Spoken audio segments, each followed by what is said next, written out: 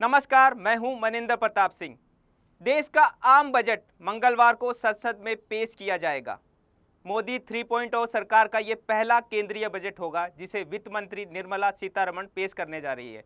Budget को लेकर आम जन की उम्मीदें, इसी को लेकर देखते हैं डीसी न्यूज इंडिया की ये खास रिपोर्ट।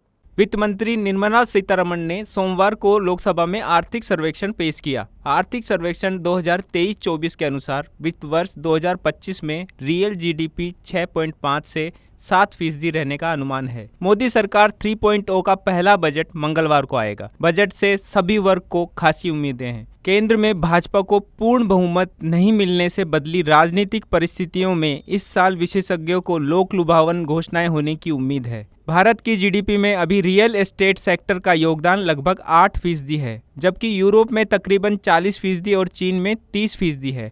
भारत के विकास के लिए यहाँ भी इसे बढ़ाने की जरूरत है। नीति आयोग के अनुसार 2030 तक भारत में रियल एस्टेट सेक्टर $1 ट्रिलियन का हो जाएगा। बिल्डर्स इसको लेकर काफ़ी उत्साहित है, लेकिन उनका मानना है कि सरकार को इसके लिए प्रभावी कदम उठाने होंगे, जिसमें अफोर्डेबल और लग्जरी हाउसिंग दोनों सेगमेंट में कुछ बदलाव किए जाने चाहिए। अगर बात करें टैक्स पेयर्स की, तो उन्हें भी राहत की उम्मीद है। बहुत से लोग आयकर छूट सीमा में वृद्धि की उम्मीद कर रहे हैं, जिससे वित्तीय बोझ कम हो और विशेष रूप से मध्यम वर्ग के लिए डिस्पोजल आय में वृद्धि हो। रियल एस्टेट और शिक्षा जैसे प्रमुख सेक्टर में प्रोत्साहन की आशा भी बनी हुई है। जहां रियल एस्टेट में आवास की मांग में बढ़ोतरी की उम्मीद है, वहीं एजुकेशन सेक्टर में गुणवत्तापूर्ण शिक्षा में सुधार की उम्मीद बजट में जताई जा रही है। वित्त मंत्री निर्मला सीतारमण संकेत दे चुकी है कि बजट में महिलाओं, किसानों और ग्रामीण क्षेत्रों पर जोर रह सकता है। कर्मचारी से लेकर कारोबारी और विद्यार्थी समेत हर वर्ग के लोग बजट से राहत की उम्मीद लगाए बैठे हैं। सरकार यदि इस बार बजट में ये बदलाव करती है तो मध्यम वर्ग को काफ़ी राहत मिलेगी, साथ ही अर्थव्यवस्था को भी बढ़ावा मिलेगा। मेरा नाम प्रेम सिंह राजपूत, मैं एसोसिएशन एकता नमकीन एसोसिएशन का अध्यक्ष, व्यापारी मंडल मालाड ईस्ट।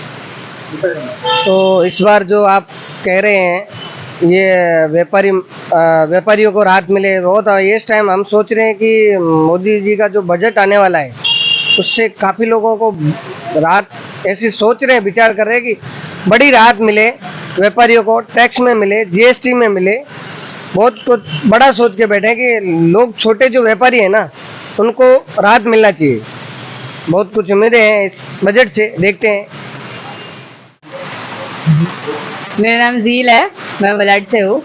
मेरा कहना यह है कि एजुकेशन सिस्टम जो है, जो हमने इतने साल पहले का जो पढ़ा है, वो अभी मेरे कुछ यूज़ में नहीं आ रहा है। जो हमने मतलब जो हमारी इंडिया है, जो सोने की चिड़िया एक टाइम पे कही जाती थी, उसके बारे में कुछ हमें नहीं सिखाया गया। जो अच्छी अच्छी बातें थी इंडिया के बारे में, वो नहीं सिखाई गई। जो प्रैक्टिकल में जो हमारे हीरोज है, उनके अलावा जो एक्टर एक्ट्रेसेस है, हम उनको फॉलो कर रहे हैं, उनकी तरफ जा रहे हैं। तो एजुकेशन सिस्टम इस तरह से होना चाहिए कि प्रैक्टिकलिटी में भी हमें वही लोग, वो लोगों को हीरो माने जो रियल और एक्चुअल हीरो है। मैं मौनिक सत्रा, मुंबई महाराष्ट्र से हूँ।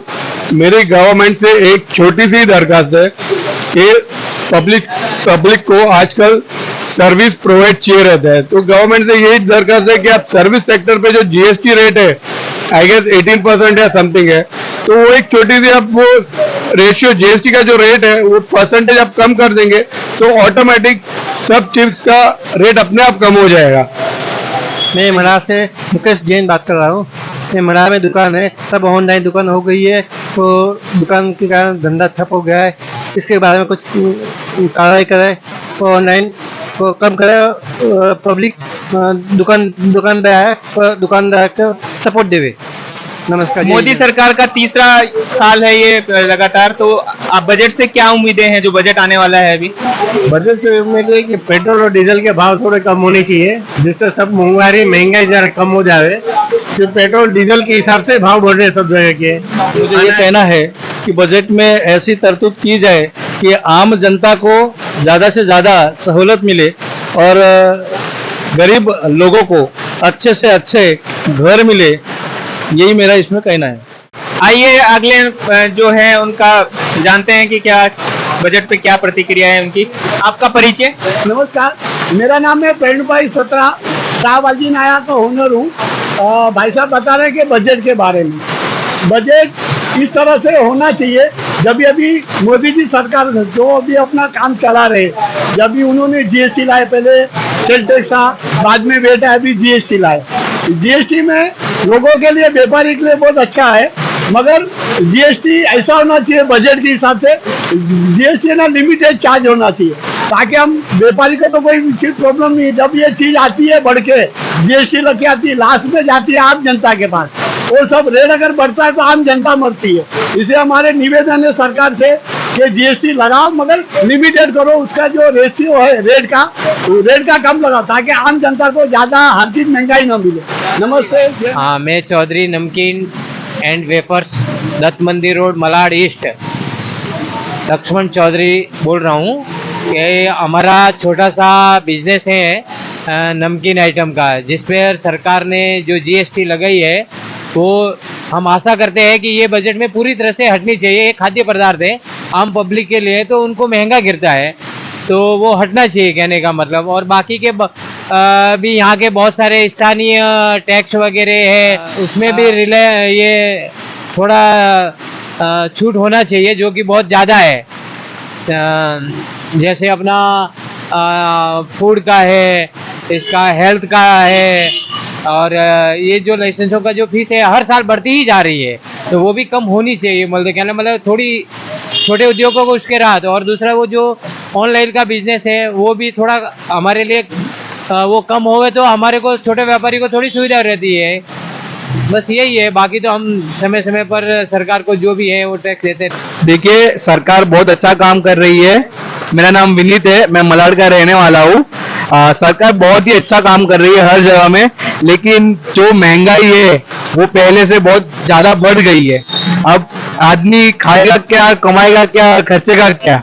अब हर जगह हर चीज महंगी है। पहले 100 रुपए लेके जाते थे तो थैला भर के सामान आता था, अब 100 रुपए लेके जाते हैं, मुश्किल से आधा किलो सामान आता है, या जो भी सब्जी है आती है, तो इतने में आदमी घर कैसे चलाएगा बताइए? तो इसके लिए थोड़ा इसके ऊपर ध्यान दिया जाए और महंगाई थोड़ी कम कर दी जाए। हर वर्ग को इस बजट से बहुत उम्मीदें हैं। इसी वर्ष फरवरी में मोदी सरकार ने अपना अंतरिम बजट प्रस्तुत किया था। क्योंकि इसके बाद लोकसभा चुनाव थे, तो सरकार ने चुनावी चाशनी में लपेटकर कई घोषणाएं की, जिसमें टैक्स रिबेट में राहत के साथ साथ 3 करोड़ महिलाओं को लखपति दीदी बनाने की महत्वाकांक्षी योजना भी शामिल थी। हेल्थ सेक्टर के लिए भी अंतरिम बजट में सरकार ने सर्वाइकल कैंसर की रोकथाम के लिए 9 से 14 साल की लड़कियों का मुफ्त टीकाकरण करने की घोषणा की थी। फिलहाल वित्त मंत्री के बजट पिटारे से क्या निकलता है, ये मंगलवार को पता चलेगा।